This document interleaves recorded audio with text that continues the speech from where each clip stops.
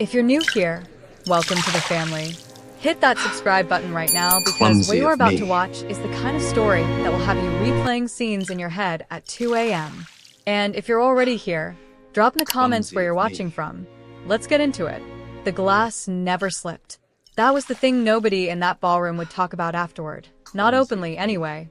They would whisper about the dress, about the silence that followed, about the expression on Nenji's face. But Clumsy not of one of me. them would say out loud what every single person in that room had seen with their own eyes. Kwon Jae-il did not lose his grip on that Clumsy of champagne me. flute by accident.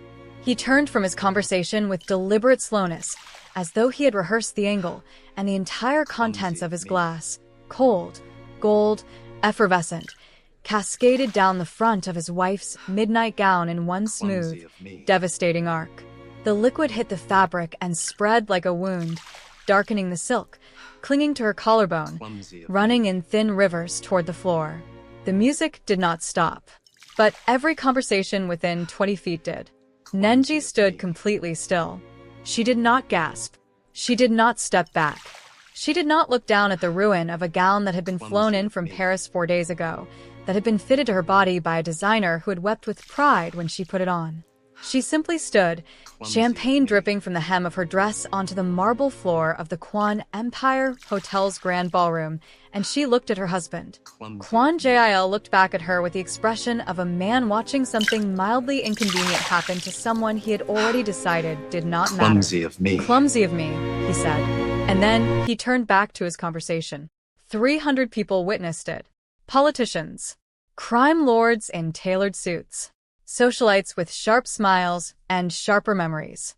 Seoul's most powerful, most dangerous, most well-connected, all of them standing in that chandelier-lit room with their crystal glasses and their careful faces, watching the most feared man in the Korean underworld pour champagne on his wife and turn away from her like she was furniture he had accidentally brushed against. Someone near the bar laughed first. A short, sharp sound, quickly swallowed. Then another. Then the wave of it moved through the room. Not loud, not cruel in any obvious way, just the particular laughter of people who have been given permission by the most powerful person in the room to find something funny. Nenji felt every single note of it on her skin. She was aware of the cameras. She was aware of the way the crowd had subtly shifted to face her, the way people were angling their bodies while pretending not to look. She was aware that by morning, there would be footage of this moment circulating in private group chats across Seoul. The Mafia boss, the champagne, the black wife standing alone in a ruined dress while everyone laughed. She was aware of all of it, and she did not move. Not because she was frozen, not because she was humiliated into stillness, but because Nenji had been raised by a man who had once sat across a negotiation table from 3 men who intended to kill him before dessert arrived, and had finished his meal, ordered coffee, and then systematically dismantled everything those 3 men had ever built. And she had learned, watching her father, that the most dangerous thing a person can do in a room full of enemies is refuse to react. Reaction is information. And Nenji was not giving this room anything tonight. She reached out to a passing waiter's tray with one hand, smooth, unhurried, as though she had simply decided it was time for a fresh drink. She lifted a new glass of champagne. She took one slow sip, and then she turned, not away from the room, but toward it, facing the crowd fully, letting them look, meeting eyes with the boldness of a woman who has decided that shame requires her participation, and she is withdrawing it entirely. The laughter faltered. It was Miss Shin who filled the silence. She materialized at Jae-il's side in a scarlet dress, one hand curling around his arm with a familiarity that had clearly been practiced in private before being debuted tonight. She looked at Nenji the way one looks at something mildly interesting in a shop window, briefly, dismissively, with no intention of engaging further. "What a shame about the dress," Miss Shin said to no one in particular. "Though I suppose it doesn't matter much. Some things just aren't built for this room." She wasn't talking about the dress. The room knew it. Nenji knew it. The cameras capturing the moment from a dozen different angles knew it. Nenji looked at Miss Shin for exactly 3 seconds, calm, level, unhurried. Then she smiled. Not the performance of a smile. Not a social reflex. A slow, private, almost gentle smile, the kind that belongs to a person who knows something the room does not. She set her glass down. She walked to her husband. Jae-il turned, mildly surprised, as she leaned close enough that her lips were at his ear, close enough that the scent of champagne still on her dress met the expensive cologne on his collar. The room watched. No one breathed. She spoke for 7 seconds. Then she straightened, smoothed the front of her ruined gown with both hands, and walked toward the corridor with the unhurried elegance of a woman who has somewhere important to be. Jae-il stood very still. His glass was in his hand. His mistress was at his side. 300 people were watching him, and something had just moved across his face, there and gone in an instant, so fast that most of the room missed it. But Miss Shin did not miss it. Jae-il, she said softly, touching his arm. What did she say? He said nothing for a long moment. Nothing, he said finally. But his hand, for the first time in as long as anyone could remember, was not entirely steady. Don't move. Don't you dare move. Drop a comment right now. Where in the world are you watching this from? And if you haven't subscribed yet, do it now because Batch 2 is about to show you who Nenji really is, and nothing will ever be the same. The east corridor of the Kwon Empire Hotel was lined with white orchids and the kind of silence that only exists in places where money has softened every surface. Nenji moved through it without breaking stride, her heels a quiet, even rhythm, champagne still drying on the silk of her gown. She did not go to the bathroom. She did not call her sister. She went to the east stairwell, the staff entrance, the one without cameras, the one Jae-il had kept blind specifically because there were times when business needed to happen in this building without a paper trail. She knew this because over 4 years of marriage, while Jae-il had been busy deciding she was decorative, Nenji had been paying attention to everything. Every property, every account, every blind spot. She pushed through the heavy door, and the orchid-scented perfection of the corridor gave way to raw concrete and fluorescent light. She reached into the hidden seam she had sewn into the lining of every gown she owned for the past 2 years and produced a phone. Small, black, unregistered. Not the rose gold device Jae-il's tech team maintained for her. The other one. She dialed a number she had never once saved under a name. It rang twice. Oga daughter. The voice was deep, unhurried, carrying the particular stillness of a man who had not been genuinely surprised by anything in 30 years. Daddy. For exactly 3 seconds, something in her voice fractured. A hairline crack in marble, quickly sealed. He did it in public. He poured his drink on me. In front of everyone. The silence that followed was not empty. It had texture. It had temperature. How many people, her father said? 300. Cameras. His woman on his arm. Another silence. Shorter. The kind that precedes a decision already made. And you? I'm in a stairwell. I have not cried. My hands are not shaking. Good girl. She heard him exhale, not relief, but confirmation. The sound of a man whose investment in his daughter's composure had just paid a dividend. And the arrangement we prepared. Is it time? Nenji looked up at the fluorescent light above her. She thought about the chandelier in the ballroom. She thought about cold champagne spreading across Paris silk. She thought about Miss Shin's voice. Some things just aren't built for this room. And the laughter that followed it like an echo. It's time, she said. Then God help him, her father said quietly. Because I certainly won't. The call lasted 47 more seconds. When it ended, Nenji stood alone in the hum of the fluorescent light and breathed. In, out. The way her father had taught her, 4 counts in, hold for 4, release for 8. The breathing of a person who is not panicking. The breathing of a person who is loading. Then she crouched down, reached behind the lower panel of the maintenance box mounted to the stairwell wall, and entered a 6-digit code into a secondary lock that had not been there when this hotel was built, that she had arranged to be installed 14 months ago, long before tonight, long before the champagne, long before Miss Shin's scarlet dress. The panel opened. Inside was a single envelope, cream-colored, sealed. Her name was not on it, because her name did not need to be on it. She was the only person on Earth who knew this panel existed. She took the envelope. She stood. She smoothed her ruined gown one more time. Then Nenji walked back through the stairwell door, down the orchid-lined corridor, and into the grand ballroom. Back into the light, back into the music, back into the 300 eyes that had watched her husband pour his contempt on her less than 20 minutes ago. She re-entered the room like a woman returning to a place she owns. Jae-il was holding court across the room, Miss Shin still fastened to his arm, the incident apparently already filed away as the evening's entertainment. His lieutenants surrounded him, laughing at something he had said.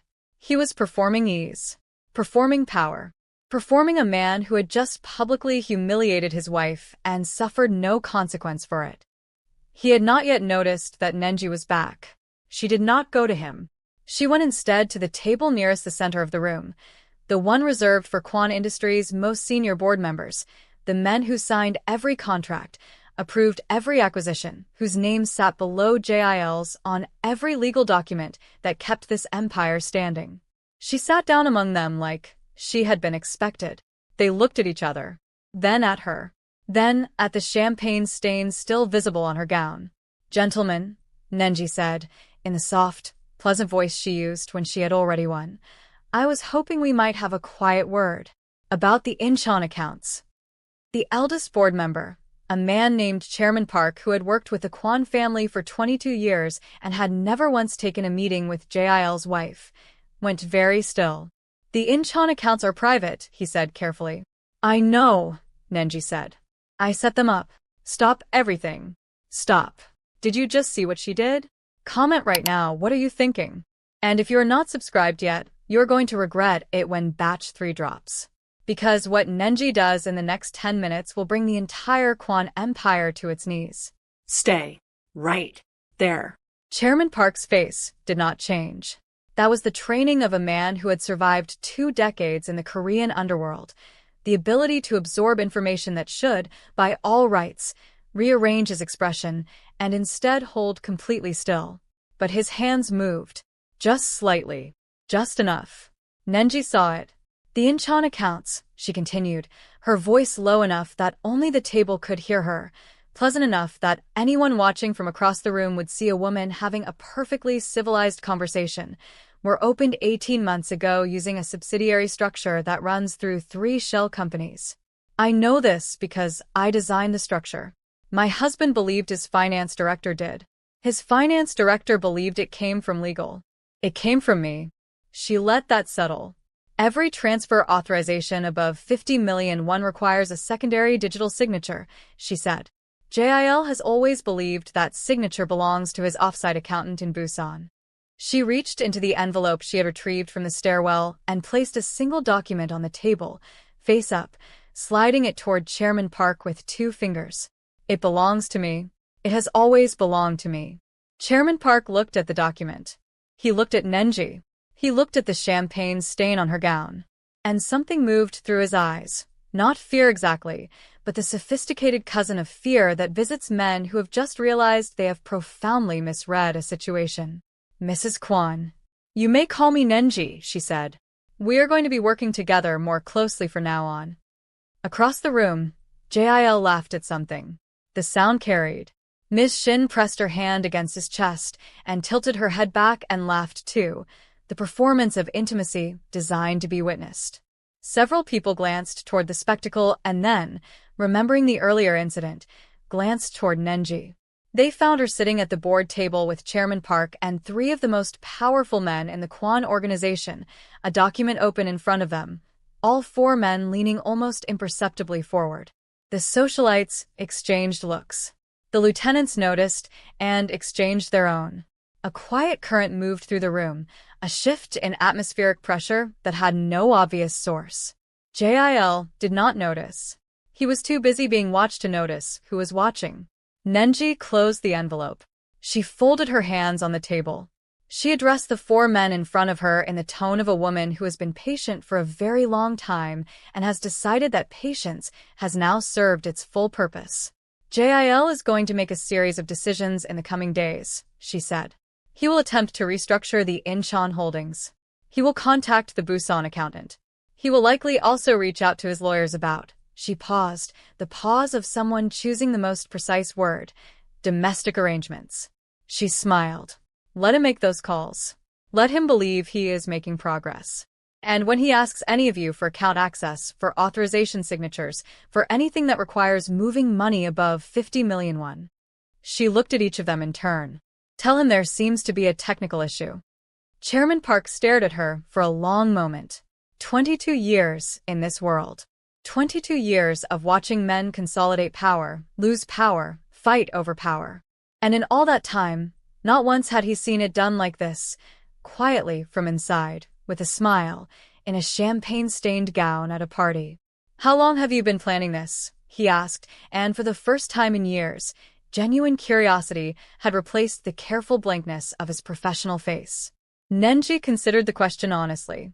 Since the second month of my marriage, she said, when I realized what kind of man I had married and decided to make sure I was never at his mercy. She stood, smoothed her gown, picked up her envelope. Thank you for the conversation, gentlemen. Enjoy the rest of your evening. She walked away from the table, and this time when the room watched her move, something was different. The people closest to the board table had not heard the words, but they had seen the body language. 4 of the most powerful men in the Kwon Empire leaning toward this woman like plants toward light, the eldest of them watching her retreat with an expression that looked something very close to reverence. She was almost at the exit when she felt it, the hand on her arm. Not rough, not demanding, just sudden. She turned.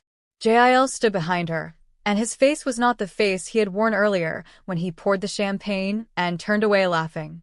Something had reached him.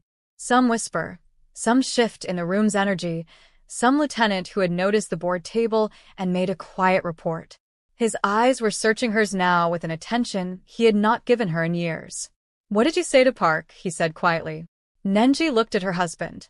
She looked at him the way she had looked at him every day for 4 years. This man who had mistaken her stillness for emptiness, her patience for weakness, her silence for ignorance. This man who had poured his contempt on her in front of 300 people and turned away laughing. She looked at him the way you look at something you are done with. I said goodnight, she told him. And she walked out of the Kwon Empire Hotel into the cool Seoul night, where a car was already waiting. Not her husband's car, not the driver his people assigned to her. Her car, her driver. Arranged quietly, 14 months ago, for exactly this evening. The door closed behind her. Her phone buzzed. A message from a number saved only as a single initial. D. It read, the Lagos accounts are active. The Seoul transfers are frozen. Sleep well, my daughter. Tomorrow we begin. Nenji looked out the window as the hotel lights receded behind her. Somewhere up in that chandelier-lit ballroom, Jae-il was standing with his hand on Miss Shin's back, and his empire was already tilting beneath his feet, and he did not know it yet. She closed her eyes. She had not cried once. It is over for Kwon Jae-il, and he doesn't even know it yet. Drop a comment right now. Are you Team Nenji? Because I need to know. Share this story with someone who needs to see a woman win tonight. Subscribe if you haven't, because episode 2 is coming, and trust me, when Jae-il finds out what she has done to his accounts, this story is going to explode. See you there.